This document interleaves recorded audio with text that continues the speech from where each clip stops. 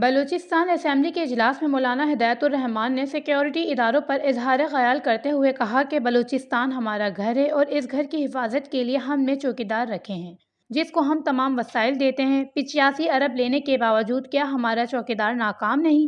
ان کا مزید کہنا تھا کہ اتنے بڑے واقعات ہونے کے باوجود میں نے میڈیا میں یہ نہیں سنا کہ ہماری کمزوری سے ہوا ہے۔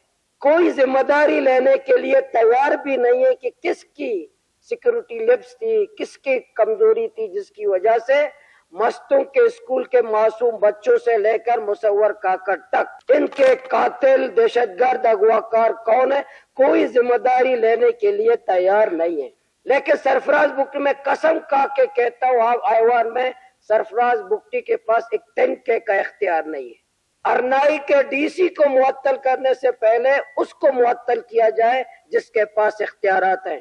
لیکن اغواکار معلوم نہیں ہے۔ کراچی میں اسپیکر صاحب 30 سال کراچی میں قتل عام ہوتا رہا، ہمارے وکیلوں کو وہاں زندہ جلایا گیا، کہا گیا نامعلوم، ہمارے علماء کرام کو کراچی میں قتل عام کیا گیا، کہا نامعلوم، ہمارے سیاسی کارکنان کو قتل کیا گیا، نامعلوم۔ 30 سال جاری رہا، 30 سال کے بعد وہ نامعلوم معلوم ہو گئے۔ آج کیوں وکیل زندہ نہیں جلائے جاتے؟ آج کیوں علماء کرام سڑکوں پر مارے نہیں جاتے؟ کیونکہ وہ نامعلوم نہیں تھے، وہ محب وطن تھے۔ اسپیکر صاحب میرے ہائی اسکول کے ہیڈ ماسٹر تک تبادلہ کرتا ہے، سیکورٹی کون کے دے گا مجھے؟ میری جان اور مال، عزت و آبرو کو تحفظ کون دے گا؟ ٹرانسفر پوسٹنگ میں ہمارے سیکورٹی ادارے، پیس ڈی پی میں ہمارے سیکورٹی ادارے، ایپس کمیٹی میں سیکورٹی ادارے، ڈیزل کے زمباد میں سیکورٹی ادارے، کوئلہ کے ٹرک میں سیکورٹی ادارے، بیوروکریسی میں سیکورٹی ادارے، ڈی سی کی ٹرانسفر پوسٹنگ سیکورٹی ادارے۔ سیکورٹی ہمیں دے گا کون؟ یہ تو فارغ ہی نہیں ہے اسپیکر صاحب، اس کو ٹائم ملے گا تو ہمیں سیکورٹی دیں گے۔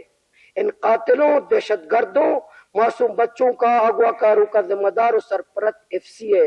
ایف سی نہ پولیس کو کام کرنے دے گا، نہ لیویز کو کام کرنے دے گا، نہ ڈی سی کو کام کرنے دے گا، نہ کمشنر کو کام کرنے دے گا، نہ بیوروکریسی کو کام کرنے دے گا، نہ عوامی نمائندوں کو کام کرنے دے گا۔ ارنائی کے زیارت کے ڈی سی معطل کرنے سے مسئلہ حل نہیں ہوگا، مسئلہ کور کمانڈر بلوچستان کے معطل کرنے سے، برخاست کرنے سے مسئلہ حل ہوگا۔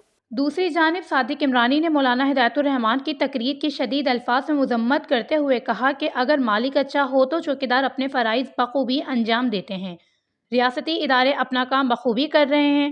تمام ریاستی اداروں کی کوشش ہے کہ محمد مسعود نامی بچہ زندہ بازیاب ہو جائے۔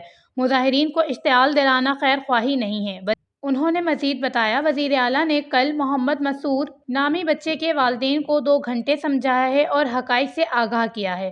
مولانا ہدایت الرحمان اس ایوان کو گوادر کی گلی نہ سمجھیں۔